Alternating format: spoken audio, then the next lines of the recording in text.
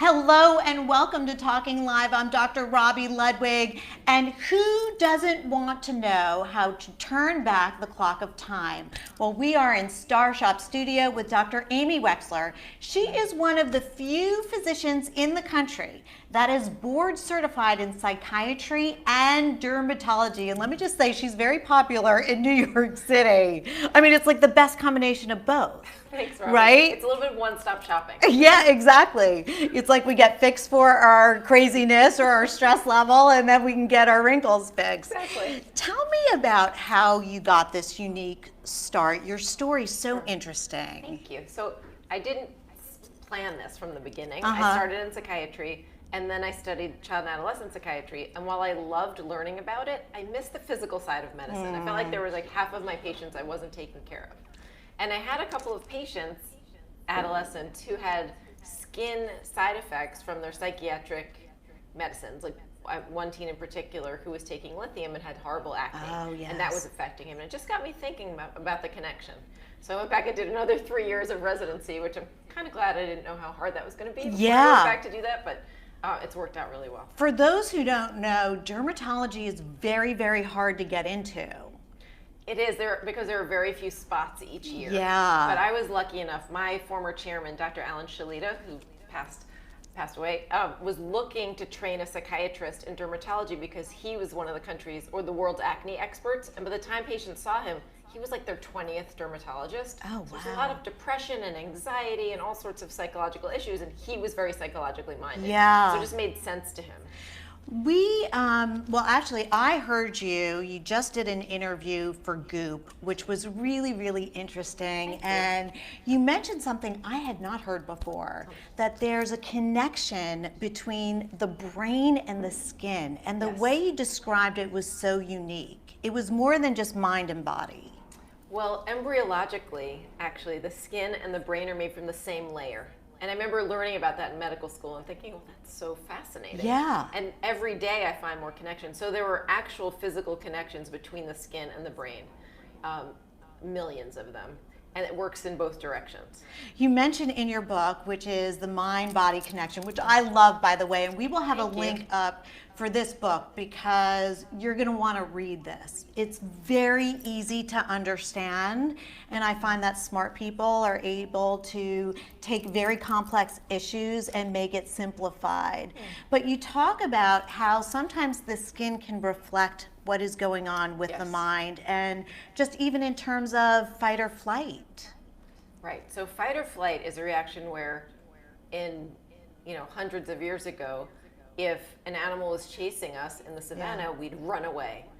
And our cortisol levels would get really high, and that would help us run really fast and move blood where it needed to be. And then when we were safe, the cortisol levels would go down again, and everything was fine. But now, in our stressful worlds, cortisol levels stay up. And they stay up for hours and days and weeks. And because of that, all sorts of bad things happen. Cortisol breaks down collagen. Everyone hates when I say that because that's what causes wrinkles and premature aging. And people know, like patients come in and will say, I'm telling you I didn't have this wrinkle, and pointed out to me a few weeks ago. And I'll say, well, what's going on in your life? Inevitably, they're not sleeping because that's when cortisol is at its lowest. There's a relationship problem, an illness, something has happened. Let me just ask you this question just for myself, okay? There are so many women during midlife that talk about, and men as well, that talk about having trouble sleeping. Yes. And let me tell you something, I don't feel, I've always been nocturnal. I don't feel it's only stress related. I believe it's hormones. I really do. And I also feel that causes eczema, a flare in eczema. I can't tell you how many women also perimenopausal or menopausal that are dealing with skin issues. That's true. Is my theory correct? Could I actually be a dermatologist in my own head? I think so, because during perimenopause, estrogen goes down. Right? And lowered estrogen makes the skin dry. And if your skin's dry and you're prone to eczema, Right. So not everyone, obviously, going through menopause has an eczema flare, but anything that makes the skin dry, if you're prone to a certain skin condition, other women have acne and they hadn't broken out in years, but they used to have acne. So it's the decrease in estrogen that makes your skin drier, yes. and that's the issue. And on the flip side, because I always try to find something positive about these things, postmenopausally is when most women do not have to deal with acne anymore. So then you can smear and slather really thick creams on your face that you wouldn't have tolerated before. Oh, that's good. That's good news. I mean, your skin is perfect, and everybody always points out how beautiful your skin is. That's so sweet of you. I had horrible acne as a teenager. Really? Giant cystic acne, painful, always being injected, and I'll never forget what that was like, waking up and not knowing if I was going to have like a bad skin day, I call it, rather than a bad hair day. But it doesn't have to leave marks. I have some scars on my face from chickenpox, but not from acne, and that was luck. Well, you talk about in your book just the different strategies to turn back the clock of time. Yes. And what I like about your strategies is a lot of people think that skincare has to be expensive, you know, or that you have to spend a lot of money in order to look good. Sure. And your book really breaks that myth. Even though you are a consultant for Chanel, you really feel that there are non-expensive options that everyone can have access to. Definitely. Yeah. I mean, first of all, there are many good drugstore products. So I use Dove Sensitive Skin Soap, for example. Yeah. And it's dirt cheap. I like some of the Cetaphil moisturizers. There are some really good over-the-counter drugstore sunscreens. So there's plenty of skincare you can get in the drugstore, but also there's so many other things that are free that are good for you. So the sleep thing is really important. And sleep hygiene, which is kind of complicated. Yeah. It's not enough for me to just say to somebody, oh, you need 7.5 to 8 hours of sleep a night, because how do you get that if you're not? So let me ask you, so if we bring it to the hormone issue, and we Sure. know that as people get older, it becomes harder to get that quality sleep. Yes.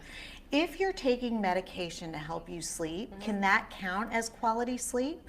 Yes, absolutely. Okay. Sure. Okay. There are many sleep aids that get Yeah. you good sleep. I love them. Yeah, they can be melatonin, they can be prescription. There are some other Yeah. herbal ones, and during menopause, sometimes some women go on hormone replacement therapy to help, and one of the things that it helps with is sleep.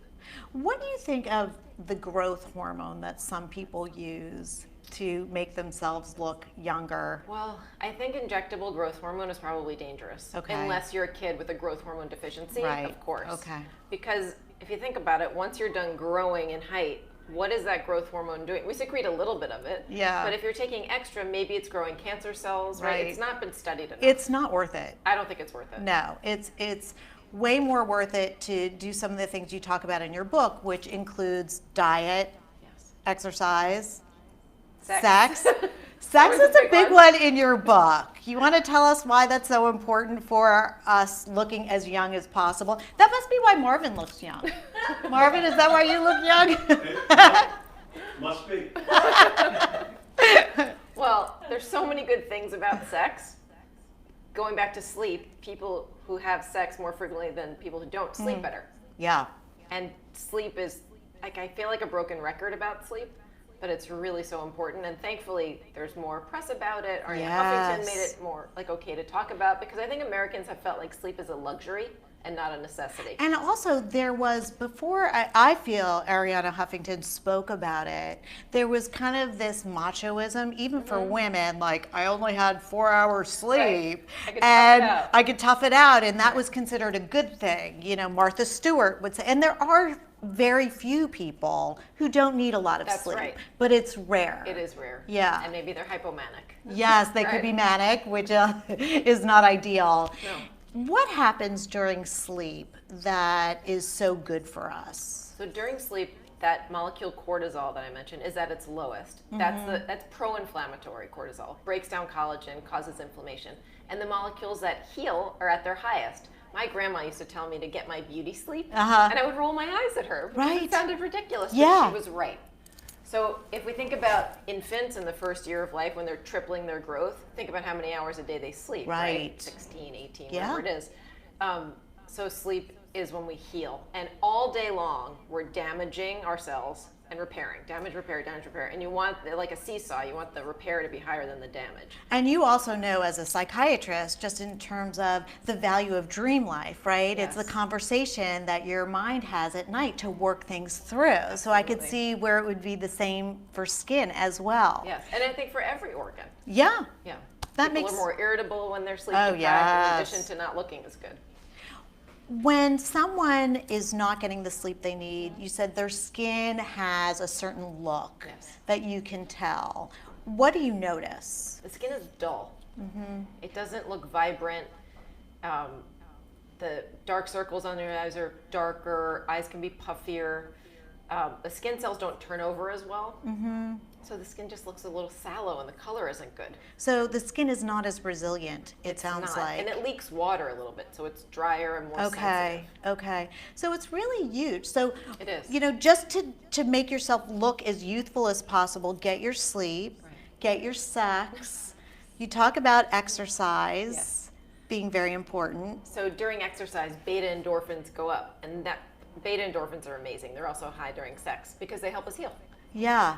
They're anti-inflammatory. I mean, isn't that great? Do you think it's kind of like a secret, though, some of the things that we can do lifestyle-wise that help us look our best? I think so, too. Lowering our stress level during the day in so many different ways is free and relatively easy. But I think, like, one of the things for women, there have been studies to show that connecting with a friend in person lowers cortisol, blood pressure, all those things. But we're just texting all the time, or, you know, direct messaging or whatever, but seeing someone in person, even for 15 minutes. It's good for the soul, isn't it? It is. I agree. In fact, I have a picture of my girlfriends, and they were kind of my mommy friends. Actually, we all met when our kids were in elementary school. Now they're all in college, almost getting ready to graduate. And we just felt so good connecting, because there's something about women connecting with other women that we just, we're in the world in the same way. It's true. And although it's great to have male friendships and our significant others, having female friendships and positive female friendships is just unbeatable. It's really interesting as I'm talking to you, and I certainly in my book too, when I was addressing some of the myths about midlife, the importance of lifestyle. And of course there have been twin studies, and it's everything your mother would ever tell you. Right. Be careful who you hang out with. Take care of your mind and your body and your diet. Don't smoke. Don't smoke. Right. I don't know if we knew about the sun though. Not when we were kids. Not when we were kids. I was out there basking. Yeah, with the oil, and I thought the darker the better. Soleil, that gel. Oh, I know. It was bad. It was bad. But fortunately, we know better now. Right, we know for our kids. So as far as procedures, Botox, microneedling, filler, love filler. Fillers are great. Aren't they great? They get a bad rap, though. Do they? People come in often to the office and say, I don't want that filler stuff. People look weird. And they'll mention a celebrity or somebody they saw on social media. When filler's done right, you've no idea somebody has it. It's just that when things are done poorly, they stand out. And they're the minority, but that sticks in people's minds. Or it could be plastic surgery that's not done well, and people just say, oh, that's filler. Yeah. And you talk about in your book as well that even if you're doing it once, it can prevent wrinkles or make your muscles less tense, right? So even doing it once is a good thing in terms of having that youthful look. Absolutely. Do you think that people are frightened about procedures, or do you think that it's become more commonplace? I think there's still a lot of fear, but people are more open to talking about it. Okay. A lot of patients come in and they say, I don't know if I want to try this, but can you tell me some more about it? Even in New York City, I find that hard to believe. I know, yes. Really? Yes. Wow. And often I'll see a woman and she'll say, I think I'm the last of my group of friends to have done, but not have done Botox. But I hear that every day, so obviously each individual can't be the last one. There's just always people who are worried, they don't want to be frozen.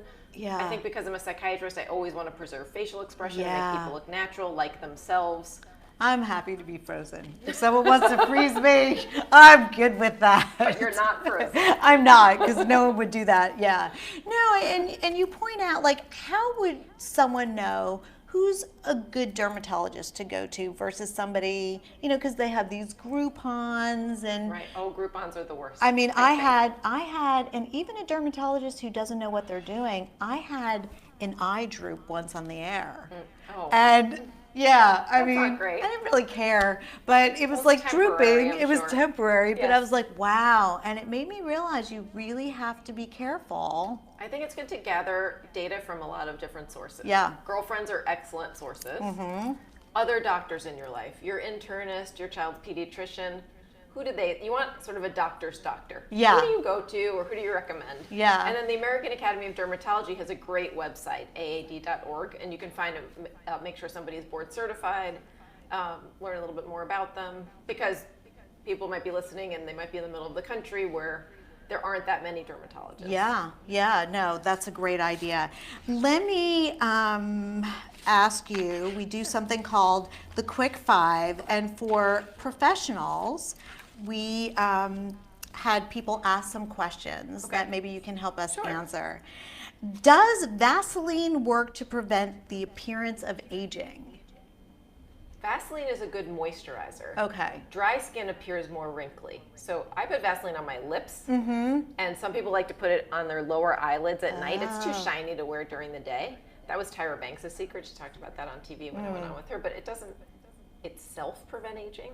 I don't like the feel of it. So yeah, Feels greasy and goopy. Yeah, too. exactly. So put it on your lips. Yes, and you can put it on your lower eyelids if you want to at night. Okay. And what does It's that the do? cheapest eye cream. Oh. It just moisturizes. They say that there's really no difference between an eye cream and your regular moisturizer. Is that still the case? Not necessarily. Okay. So, first of all, eye creams are tested around the eye, like in case you get it into your eye. So most of them have no fragrance. So Okay. shouldn't use a moisturizer with fragrance around your eyelid skin. And also it says that, or at least one I use, it prevents dark circles, or doesn't prevent it. But Right. is that a lie? Maybe it's Well, clinically there are proven. some claims that Yeah. might go a little too far. And you also talk about in your book, which is a Yes. great Bible to understand Thank you. what certain terms mean, because something can sound really impressive, Right. including you mentioned about organic and natural is not always safe. No. In the United States, that means nothing with regard Right. to skincare. With food, we know what it means. But organic and natural could be like the most irritating plant extract in a tube, and you put it on, you get a rash. And you mentioned poison ivy Yeah, in your so book. poison ivy is Yeah. the most irritating substance known. It's Right. organic. Yeah. Right. But I'm not putting it on my face. Exactly. And also it's not regulated. So I No, think people not at need to all. know that. Absolutely. Okay. Is there a difference for skincare created for men versus women? Sometimes. Yeah. So if there are fragrances involved, they're usually different for men and women. If a product is fragrance free, they're often exactly the same but put into a different bottle. Okay. Yeah. Is there any skin advantage to getting a facial? To me, that's a complicated question because Yeah. I see patients come to me with problems. And so if someone's gone to a facialist and has an infection or a rash, or someone's been too harsh with their skin, those are problems I see. Yeah. I think anything that lowers stress levels is good. So during a facial, your eyes are closed, someone's taking care of you, they're massaging you, which I think is Yeah. great to increase the circulation. So I think if you find someone who treats your skin gently, go for it. And you talk about just expensive versus non-expensive Yes. moisturizers, and that there can be value as long as you understand the value. Yes. So the value is just sometimes something expensive feels nice to have. Exactly.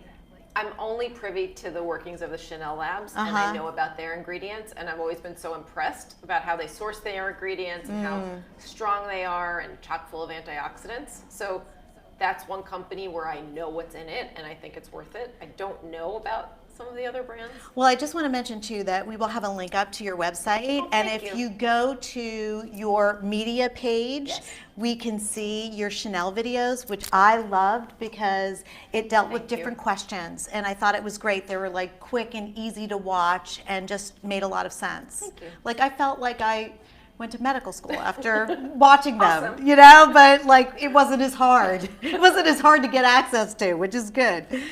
All right, telomeres. Okay. What are they, and is there any legitimate supplement we can take to keep them longer? Now, for all of you out there, telomeres, the longer they are, supposedly the more youthful we are, and the Right. shorter they are, it's not such a good thing. So a telomere is the end of a gene, essentially.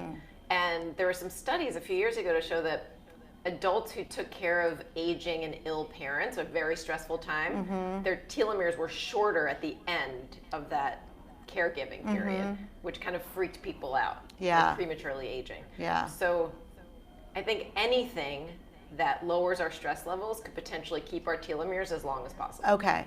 But some people take like a supplement. There's no data yet. Okay, there's no data. I'm very nerdy in that. I No, really like I'm data. so glad. That's why I love you, because you're the real deal. You're a true scientist, and a true scientist doesn't just jump on any trend. They want to see clinical trials, and they want to make sure that those clinical trials are valid. There's some that are valid, there's some that are not.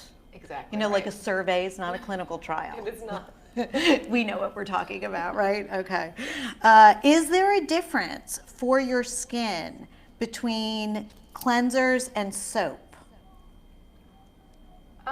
Soap is usually a bar. A cleanser does the same thing as soap. The whole point is to get the dirt off of the skin Okay. and leave the good oils behind. Okay. So cleansers and soaps can be too harsh or just right.